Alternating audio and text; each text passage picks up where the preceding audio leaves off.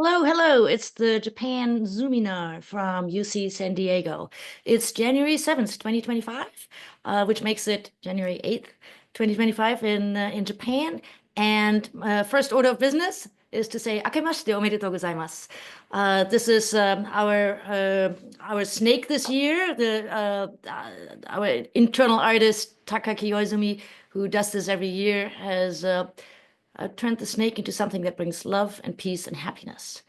Today, I have with me Phillip Lipscy from the University of Toronto, who I will introduce momentarily. But let me start with introducing the school that you're at and the Zoominar that you're attending. I'm Ulrike Schaede, professor at the School of Global Policy and Strategy at UC San Diego. We are a international relations and public policy school with a large number of students, faculty, and degrees, including a Master of International Affairs with a Japan specialization.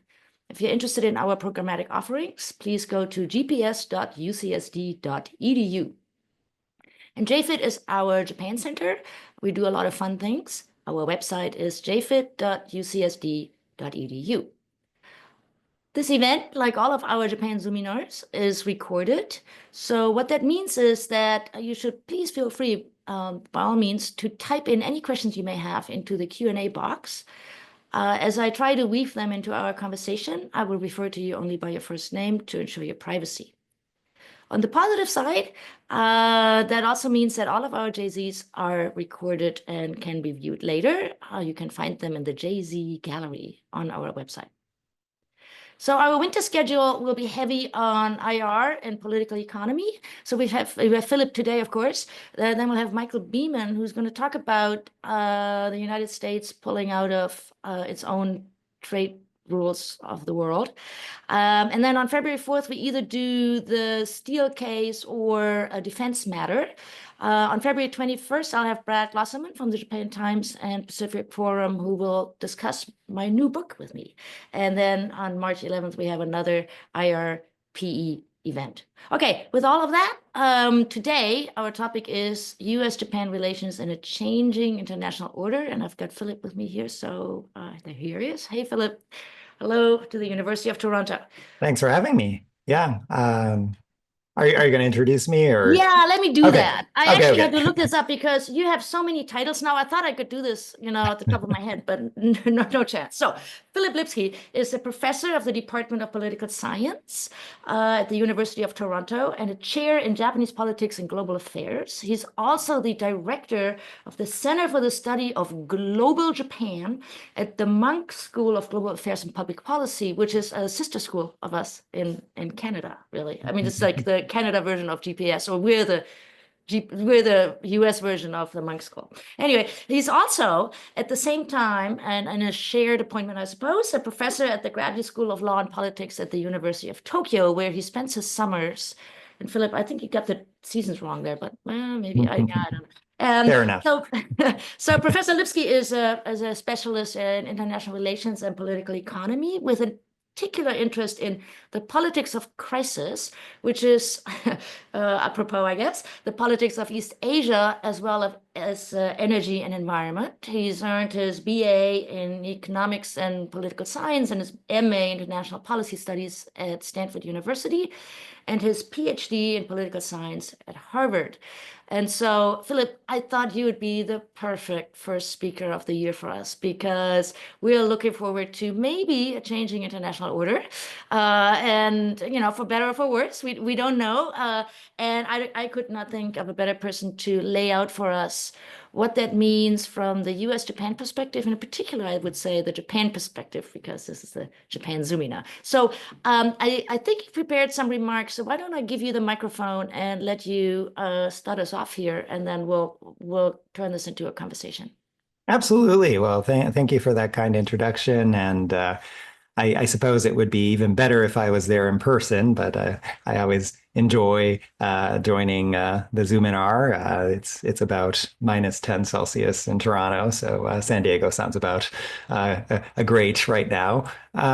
But yeah, let me just I'll open, very briefly with some remarks, and I'd love to hear some comments and reactions from the audience. I can see that there's quite a few of you, and so looking forward to hearing your thoughts. But I'll begin with the international order broadly. I think it's important to recognize that the international order today is fundamentally different from the one that existed before World War II, in that military conflict today remains possible, and we certainly see that in the world, but a combination of various factors like nuclear deterrence, the alliances between the most important or several of the most important powers in the world, the tendency for democracies not to engage in conflict with each other, economic interdependence, the list goes on and on, but various factors have drastically reduced the attractiveness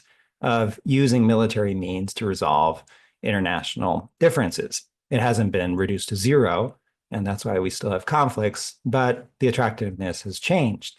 Meanwhile, the international order has become institutionalized with a complex array of international institutions facilitating cooperation and mediating the relationship among countries. So the combination of these two things means that the primary mode of international contestation has shifted from the use of violence towards nonviolent modes of contestation. And this includes things like weaponized interdependence in the economic realm that people often talk about, but it also includes the renegotiation of international rules, the structure of international institutions within the rules-based order. In a recent article in the Japanese Journal of Political Science, I argued that Japan can often be characterized as what I call a harbinger state, a country that engages in the politics of a particular issue prior to other countries. So Japan is therefore a very useful country to study, to learn lessons about potential future challenges that other countries are likely to confront. And examples of this that are well known include things like demographic change. Japan is the oldest country in the world, the political and sociological effects of long-term economic stagnation, which hit Japan a decade or so earlier than other countries, and responding to the rise of China, which was something that Japan was pounding the table about well ahead of other countries. And one important area where Japan has been a harbinger is its role in the post-war international order as one of the earliest rising states. So after World War II, Japan became the most important rising power with its rapid economic growth propelling the country to number 2 economic status.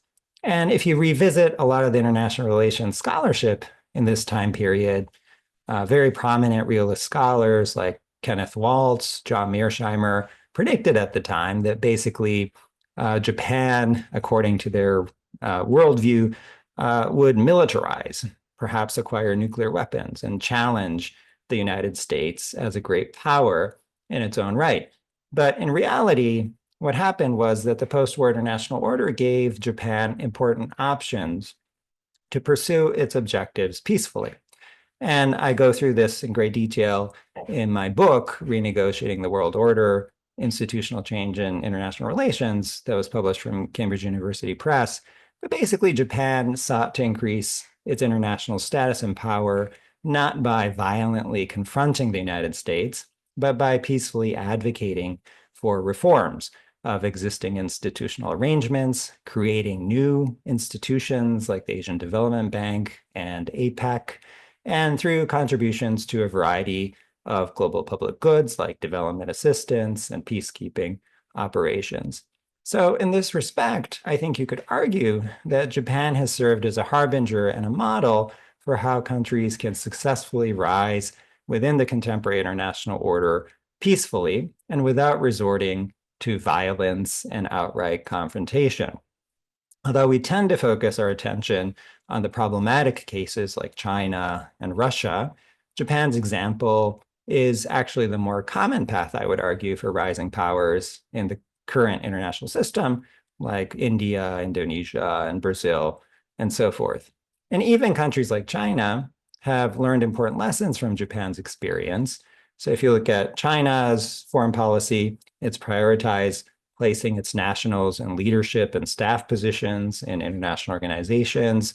It's challenged the status quo in organizations like the International Monetary Fund, the IMF, and created new institutions of its own, like the Asian Infrastructure Investment Bank, the AIIB. And these efforts accelerated during the first Trump administration, when the U.S. policy towards international organizations was essentially in a state of disarray and neglect. Narratives about U.S.-China competition tend to focus on the geopolitical dimensions, such as the potential for a military conflict over the status of Taiwan, or geoeconomic competition, such as weaponized interdependence, the chip wars, and supply chain de-risking. But I think it's also important to focus on this competition that's occurring over global rulemaking within an increasingly institutionalized world order. I would argue that this constitutes the third pillar of contemporary great power competition. And in terms of the US and Japan, both countries have important advantages in this domain of competition, thanks to the nature of institutions, which are oftentimes quite sticky and resistant to change. So Japan's own experience as a rising power demonstrates that becoming the number 2 economy in the world does not automatically translate to influence in international organizations. And that means that incumbent states today, like the United States and Japan, have key advantages that they can leverage.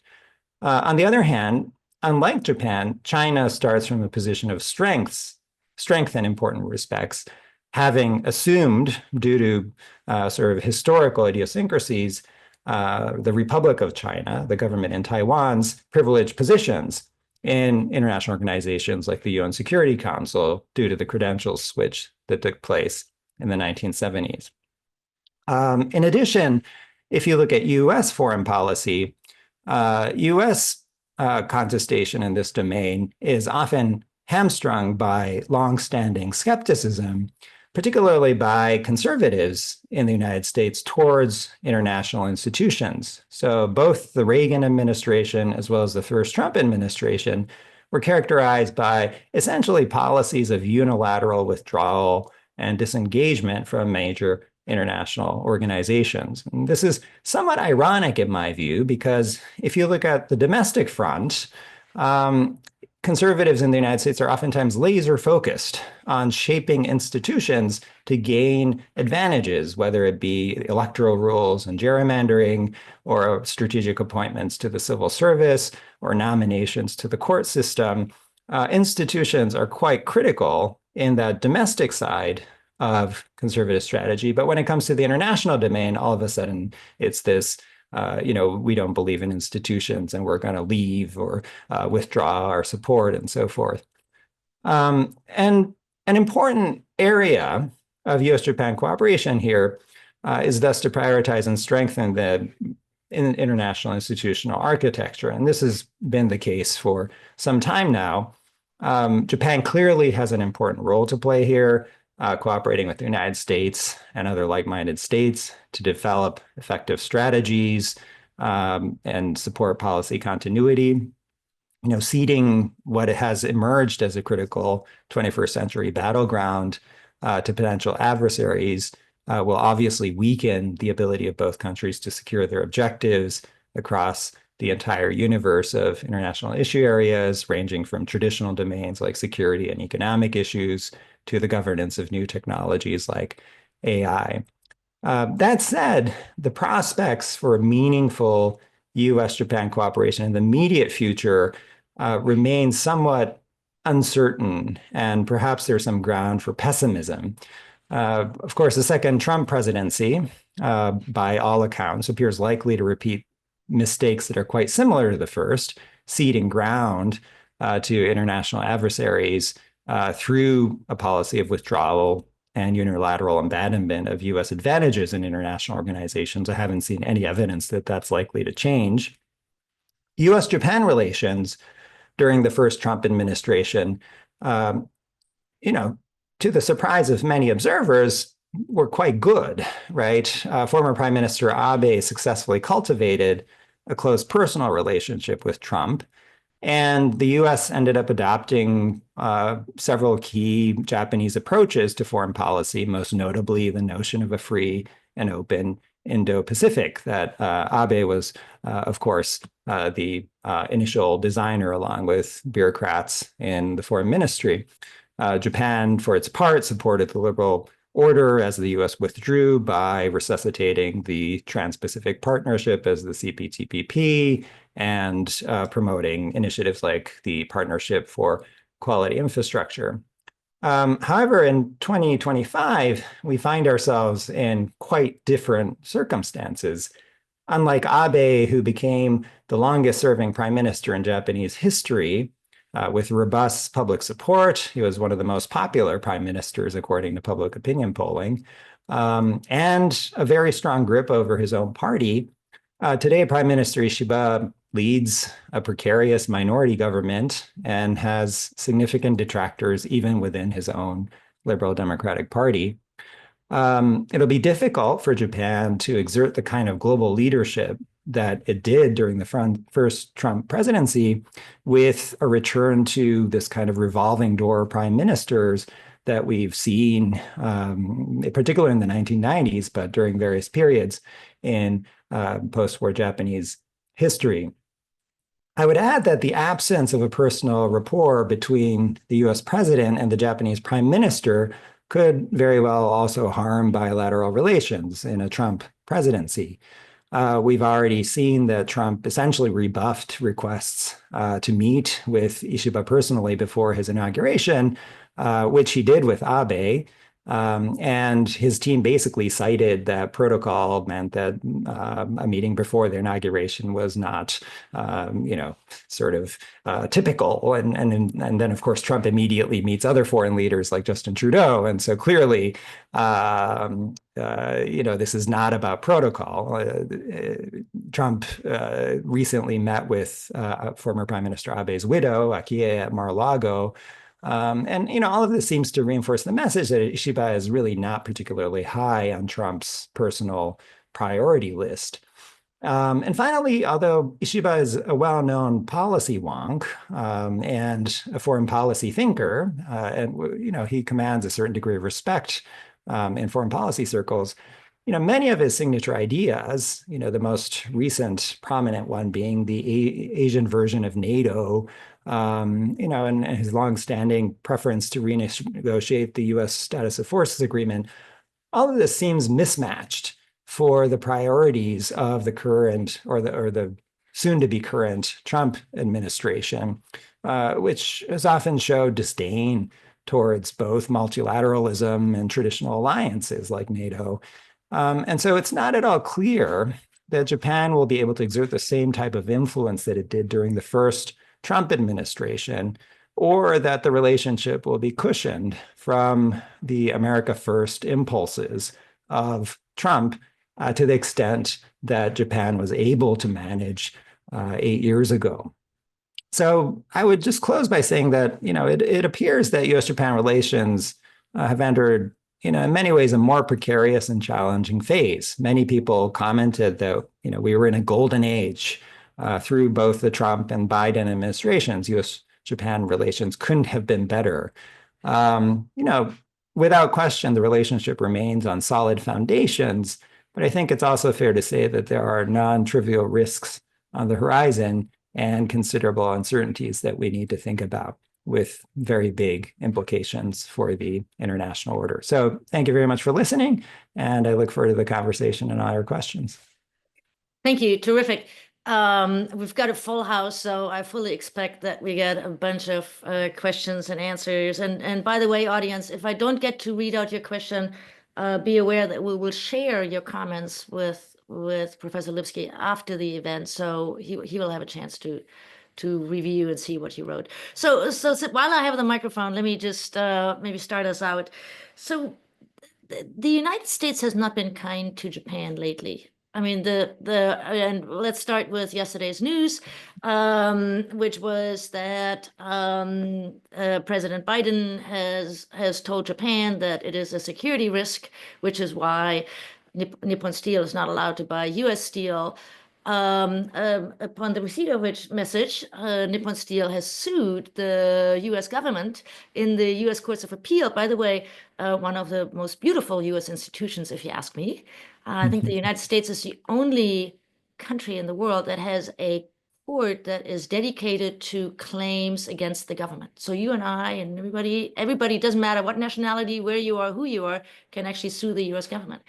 That's not normal. So it's a beautiful example of how the U.S. actually has set up a great system of institutions domestically. Anyway, so Japan I think has been not treated well, and what we're seeing now are some reactions that are actually quite aggressive, certainly by Japan's standards, right? Suing the U.S. government, saying, "Hey, no, you can't do that."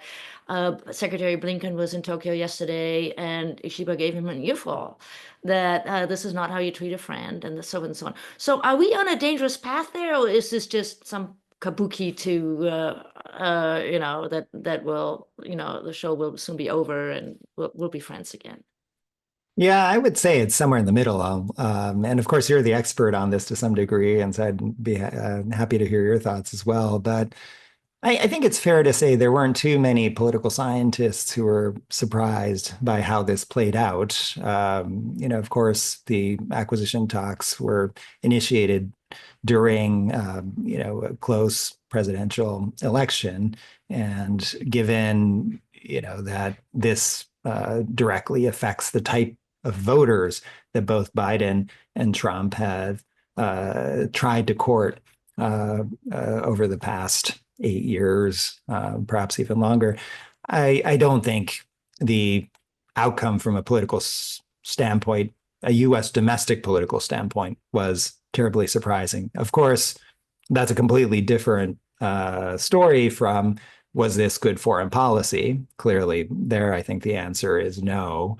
The idea that Japan poses some type of security risk to the United States is completely absurd. And I don't think people in the Biden administration would even defend that position.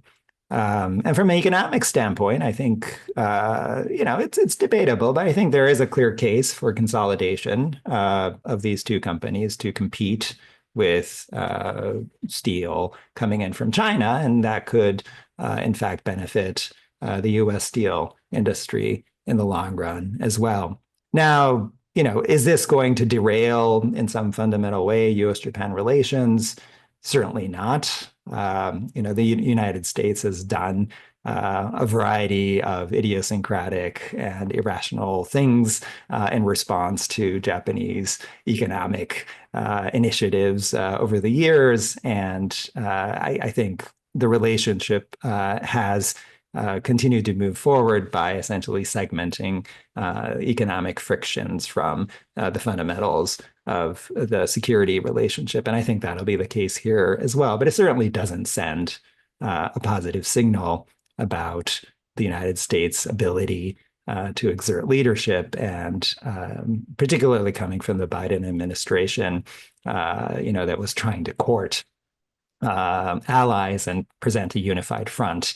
There does, appear to be clear inconsistencies in its philosophy towards global economic policy making there. Yeah, particularly because the steel workers on the ground in Pennsylvania want this merger, right? So there's this.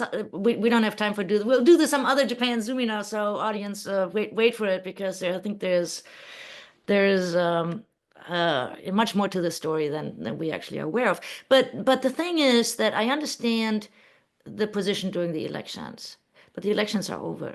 And to use this moment in time to tell Japan that it is a security risk. And then there was actually something funny in the brief. The team that wrote the brief forgot to change the reline, and they used the format of a previous thing that prohibited investment by China. And they left the entire language of the rejection in the same way that they used against China, and that was not lost on the Japanese side. And so I think there is some concern, certainly in the business world, that somehow Japan and China are equated in maybe not in DC, but and certainly not among the security people and the defense people, but on the street and in the media and so forth. And so that is very I don't think this can be helpful. I'm much more negative than you are on how much damage could be done in this case. So Mhm. let's see. Anyway, the questions are coming in, and in fact, I actually jumped ahead of Hiroki, who had a similar question. But let me read it in any event.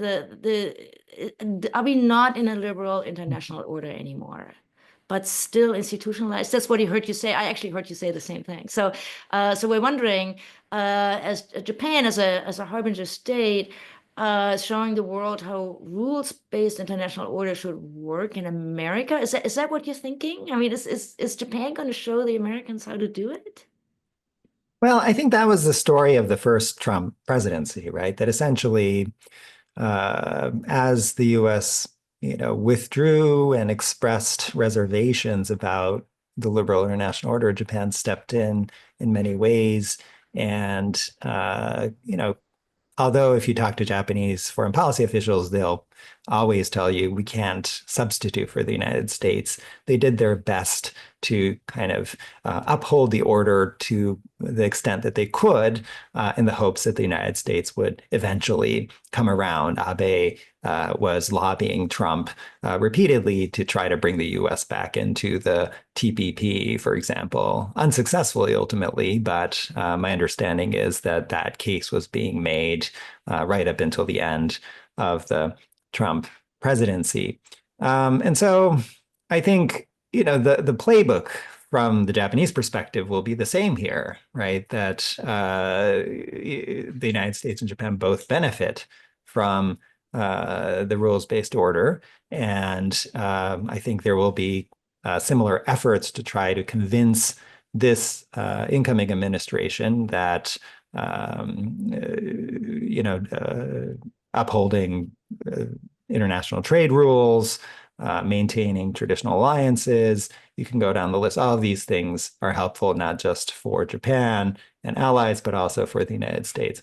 On the other hand, it remains to be seen what the second Trump administration will look like, right? So you could make the case that basically this is the first U.S. administration in a very, very long time that is essentially immediately a lame duck, right? So Trump constitutionally cannot run for reelection.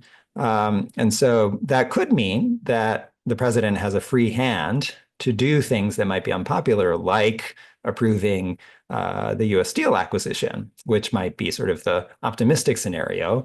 But the pessimistic scenario could be that these things that people are treating as jokes, like, oh, Canada will be the 51st state, or we will use our military to potentially take over Greenland, could actually happen because the president has considerable authority in various domains where certainly leverage and pressure could be applied. And so I think we have to, worry. I think we always worry about the uncertainty with a Trump presidency, but perhaps the range of possibilities is wider in this particular case because the president is no longer worrying about getting reelected to another term. Yeah. Uh, I'm sure we're going to come back to this. The questions come flying in. So let me start with Jesper, who actually is continuing the thing that I was alluding to previously. Do you see a possibility that Japan might shift closer to China for practical economic reasons? That's exactly what I'm thinking. So in response to the increasing friction, and I'll add frustration, with all U.S. administrations in recent years. So, for instance, recent news articles have talked about China wanting to reset. And Ishiba wanted to reset this relationship with China, and so the question, I guess, and now I'm putting words into Jesper's mouth. I hope that's okay, Jesper. But so the question is there a possibility that China and Japan will truly reconnect beyond what we currently see, which is like, let's make sure everything is okay and there's no trouble, but a real closer sort of a approximation of or actually a tie-up. So Japan says, forget the United States. We're gonna worry about Northeast Asia. The last thing I don't think is going to happen. But even if you look at the first Abe government, the Abe government came in with China-Japan relations at what many would have considered an all-time low after the Senkaku dispute flared up during the DPJ government, and during the Abe years, that relationship stabilized and then gradually got better and better. If you look at some of the photos between Xi and Abe during that period, they start, like clearly frowning and unhappy with seeing each other. And then towards the end, you can see a hint of a smile and so forth. And so that symbolizes to some extent this improving trajectory in Japan-China relations. And I think certainly there will be an incentive on both sides to make that relationship stronger, given the volatility we're likely to see in the United States. But fundamentally, the underlying security situation is such that it's difficult to conceive of something drastic, right? Like a realignment of alliance relations or something like that. But I think in many ways, China and Japan having stronger relations, not being hostile towards each other, is basically a good thing. And it shouldn't be something that we worry about, at least at that level. And it's something that I would expect in the next 4 years, probably to some degree. Yeah, and I mean, from a business perspective, things are actually pretty good. I mean, if Yeah, there were no politics, right? So everything would be hunky-dory in Asia, but there are always politics, of course. So we have lots of people inviting us to bring other countries in. So I'm gonna broaden this a little bit, Philip, if you don't mind. Schaede sure. is wondering whether the U.S. unilateralism and transactionalism potentially under Trump 2.0, whether that would shift Japan more towards Southeast Asia, Australia, possibly they're throwing in ROK, the Philippines. So the region, right? The Indo-Pacific plus Southeast Asia, I guess, or even just the immediate neighbors. What effect has Trump 2.0 on that part of the world?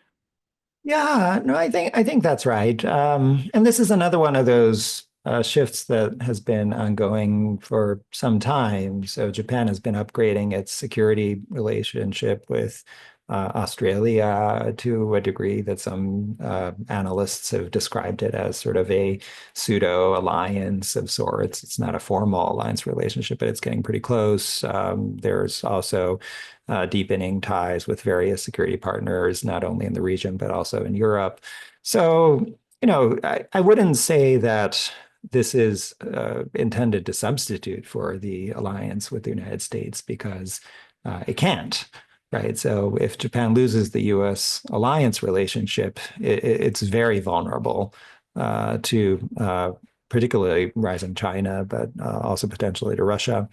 And so it's not a substitute, but as a means of strengthening Japan's defense in a geopolitical environment that is deteriorating, seeking out alternative partners that can complement existing arrangements is, at this point, I would say kind of a well-established feature of Japanese security policy, and I would expect that to continue to accelerate. I think the Japan South Korea relationship is the interesting one because under the Biden administration, there appeared to be some progress going on there, and you could have imagined stronger security ties coming along with deepening relations. But given ongoing events in South Korea, that seems like a lost cause at this point. Yeah, I want to go to this larger instability in a moment, but I want to, so Christina, I'm going to read her question literally. What if we put Russia into the mix? And then Akira wonders what happens about what's the role of Canada in all of this? Yeah, Separate question. so Russia is an interesting one.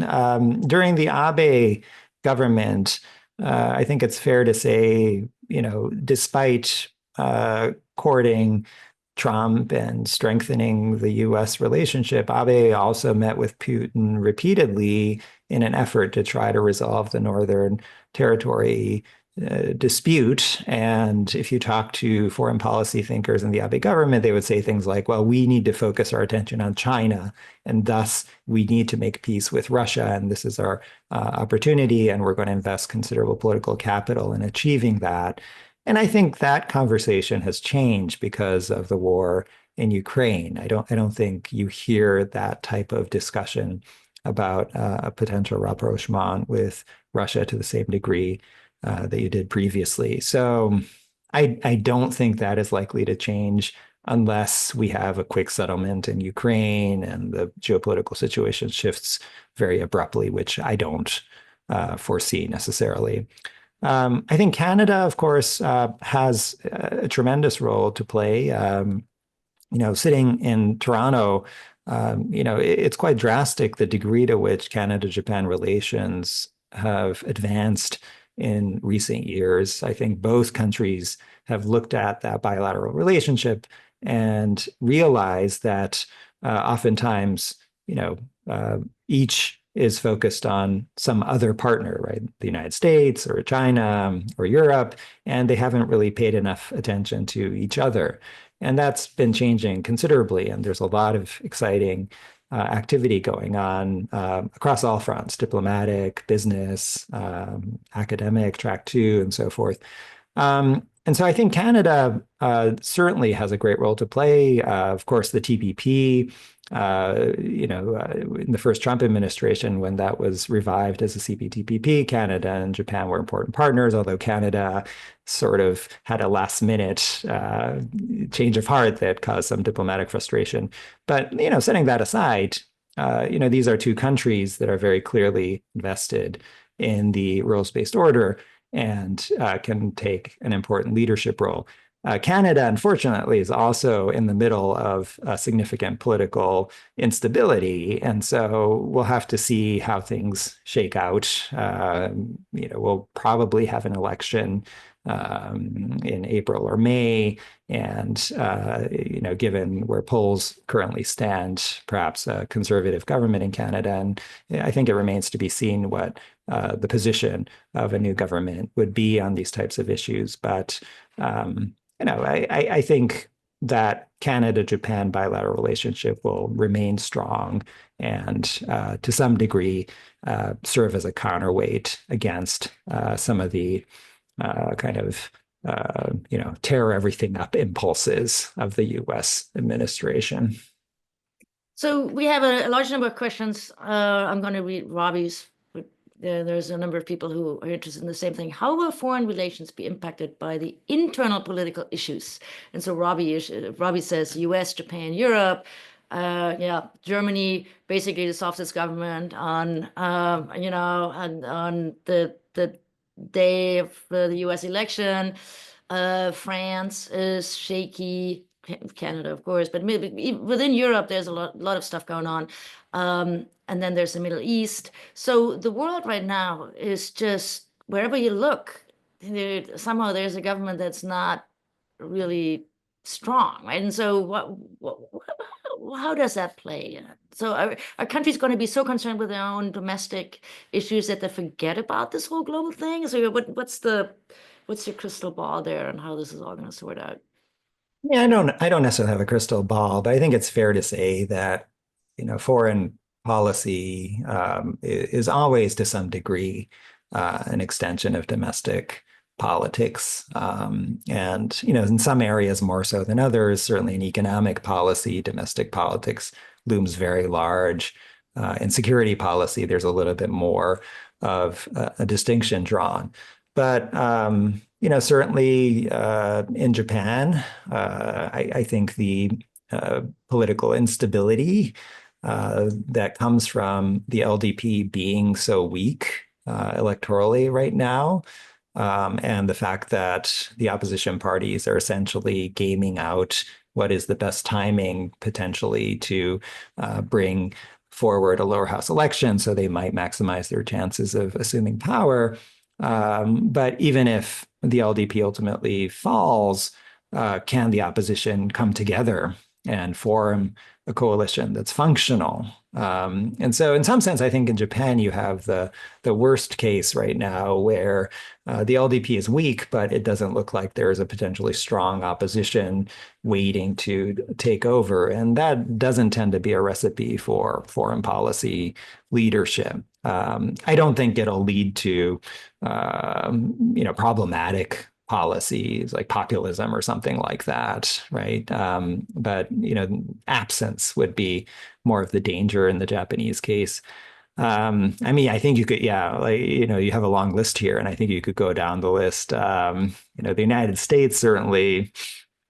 I mean, I think the U.S. is an interesting one here because you know, on the one hand, as I noted earlier, the president might be less constrained by domestic politics because of this lame duck, situation that he finds himself in. On the other hand, the Republicans essentially have a one-seat majority in the House of Representatives, which makes passing legislation extremely challenging. And so the combination of those two things may very well lead to kind of an activist foreign policy, which is the one thing that the president can do, given that the domestic agenda might very well be hampered. I'm not an expert on China and Russia, and so I'll leave that to the people who know what they're talking about. But certainly, I assume that the domestic politics there are also going to affect how things develop in the Yeah, future. yeah, and Europe is a challenge. But on the United States, I mean, we're gonna vote again in 2 years from now, and I think the Republican Party is quite concerned that the the balance could shift and that sort of thing. So they're not entirely lame duck. They don't have a free ticket to do whatever they want to do, right? And so that's the good news, I guess. I think history would suggest that Democrats will, have a non-trivial victory in the midterms. And so, the pressure for the Republican side would be to do as much as possible within the next 2 years. History doesn't always repeat, but I think that would be the conventional wisdom on US politics. So that's a great seg to the next set of questions that we have, which is about the way this will play out in terms of the administration. And we're not gonna speculate who's gonna run which office, but rather Takehito has a more basic question, which is interesting, was very interesting to me as well, and so we should discuss. So the question is about the upcoming leadership administration. So from chief of staff, cabinet members, and of course the various secretary, the Department of State, and so forth and so on, right? So, and we know that the bureaucracy can stabilize things quite a bit. They can put their heads down. They can speed things up, slow things down a little bit here and there, right? And so, could you share any previous lessons or stories learned where the administration has actually sort of steadied the ship? And is that something that could happen here? And I know for a fact, so let me just talk about Germany for a moment, that over the last 30 years of U.S. German relations, whenever there was some volatility, when there was some volatility in the U.S. foreign policy, the Foreign Service would just say, well, let's keep our heads down and write a paper and this too will pass, right? And so they could stay this whole thing out. But what do you think? How do you read the role of the administration? And Yeah, no, I think traditionally in the U.S. Japan relationship, the Japan hands in the bureaucracy, state, among others, have played that longstanding role of, shielding the bilateral relationship from kind of excessive disruption through domestic political interests. Certainly the political appointee class, is one that Japanese foreign policymakers have cultivated as well. And so, typically transitions of administrations in the United States have not led to significant disruptions in that relationship because there is a very robust pipeline of people to people exchange at all levels in the relationship. I think when Trump first came to power, the Abe team basically thought maybe this time is different and that you have to go to the top because, uh, it doesn't matter if you have a good relationship with the bureaucrats or Trump's close advisors unless you have a close relationship with the president himself. And they were probably right if you look at what happened to personnel during the first Trump presidency. And I suspect we'll see something similar in the new administration, which is very rapid turnover in personnel. And so it doesn't really matter whether you have a good relationship with whoever becomes Secretary of X at the beginning, because, who knows how long they'll last. The big difference this time, of course, is that there has been a sort of stated agenda of replacing much lower level staff in the federal bureaucracy with loyalists. And I think it remains to be seen how successful such an initiative will be. I mean, first of all, where are you going to find all of these loyalists who are sufficiently qualified to run the federal government? And so I don't know whether that'll be a successful effort. But given that they've said they're going to do that, I would at least watch that and see where things go. And so, to some extent, I don't think history is such a useful guide in this case because the degree of personnel turnover we're likely to see in this administration is going to be much higher than what we've seen over the course of history. Well, another great sec. I mean, this replacing current people with loyalists has already happened or has been announced for the military, Mhm. and we have a number of questions on defense and how not just the U.S. Japan relations, which we'll probably all hope it'll just be stable, and that's not. But that too. But then also, how will that affect, for instance, Rio wonders, um, Japan and Southeast Asian countries' relations in terms of defense, or the larger Indo-Pacific defense lineup. Can you talk a little bit about that? Well, if you look at the political science literature on this, I mean, essentially, if you stack the military with loyalists, you tend to degrade your military capabilities. And so I think that is a potential concern here. Again, I think it remains an open question, the degree to which this replacement of the top echelon with pure loyalists is going to happen, whether it's even possible. It requires a certain level of competency to take over the entire apparatus of a large government. Um, that doesn't mean it won't be tried. It doesn't mean it won't be successful.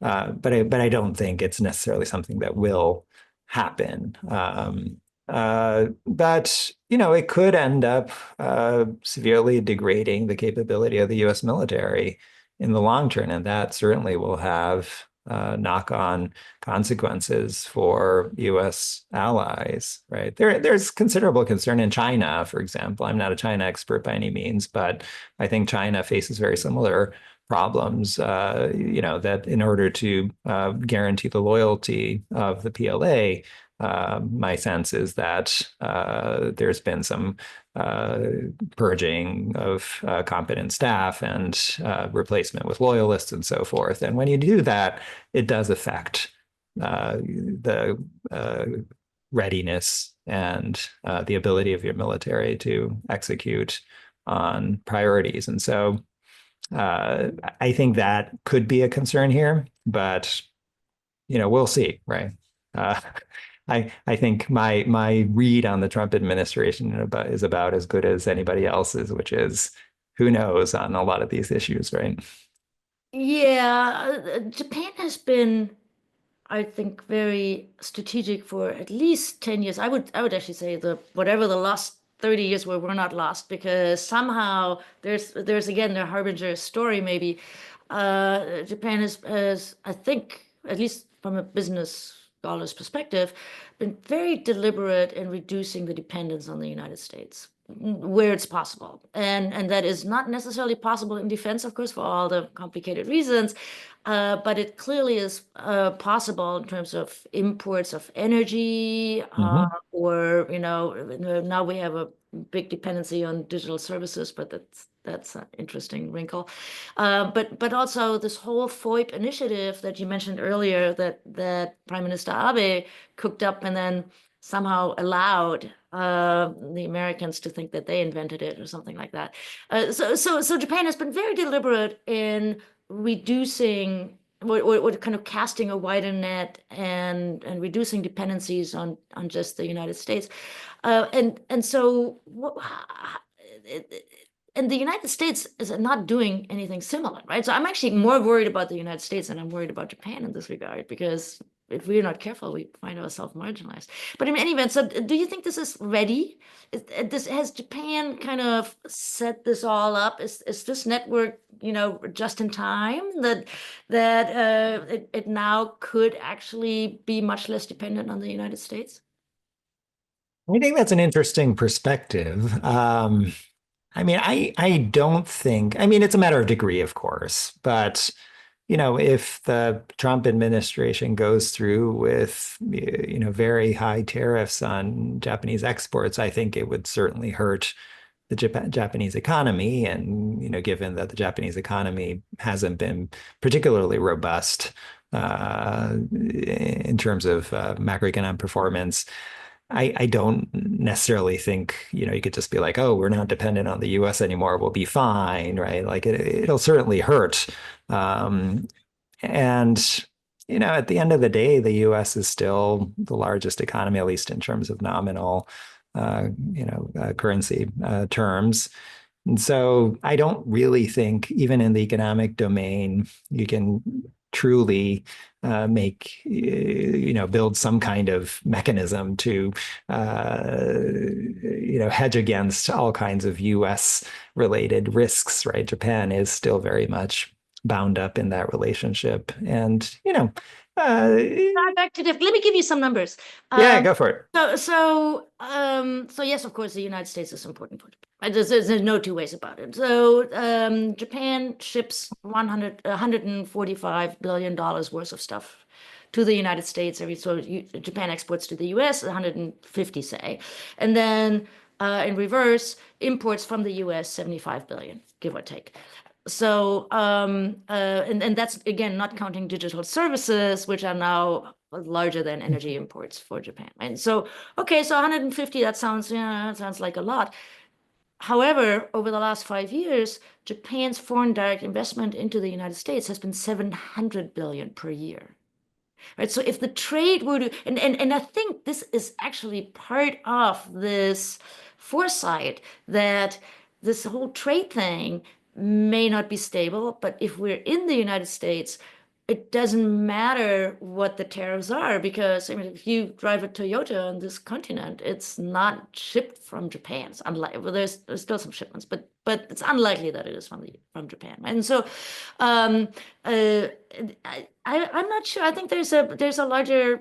I don't know whether it's a plan or it just so happened, but there's a readiness for this on the Japanese side that does not exist for other countries in the same way. And Japan, of course, is the number one FDI investor in the US, right?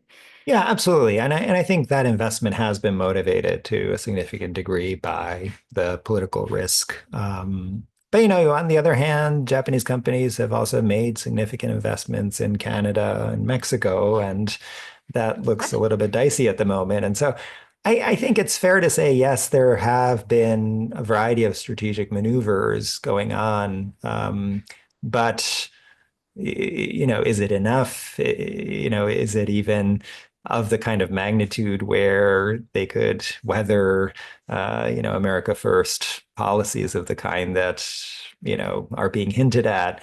I'm skeptical, but, I think you're right that Japan has been ahead of the curve on this compared to many other countries. And so on that point, I would certainly Well, agree. Japan was the first to warn about China and dependency on China. Meanwhile, Absolutely. the U.S. and Europe kind of investing there and so forth. So we have a few minutes left, and as our regulars know, I always end on this very negative question, which is inspired by Professor Patrick, who thinks it brings out sort of the gist of things, which is what worries you most.